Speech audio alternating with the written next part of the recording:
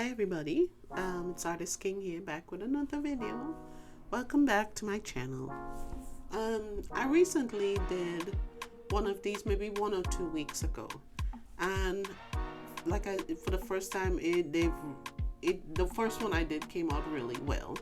So I decided to see if maybe that was a fluke, if maybe it was just like no. But this one, the cells and everything, for you, those of you that do pour painting, it's all about the cells. And in this one, the cells showed up really well. I think what I did with this one, the mistake I made with this one is I put too much white paint in. But aside from that, it was like a sort of metallic pour. And the other colors and the black I put in it, the cells looked really good. So I don't know what I'm doing right, but I'm just happy that it's now turning out the way I've been wanting it to turn out. You know, it just hadn't been, I think I got kind of discouraged with this and just stopped doing them. But now that I see, how much of a difference it make, I may continue to try doing these from time to time. So anyway, guys, it's a real simple video.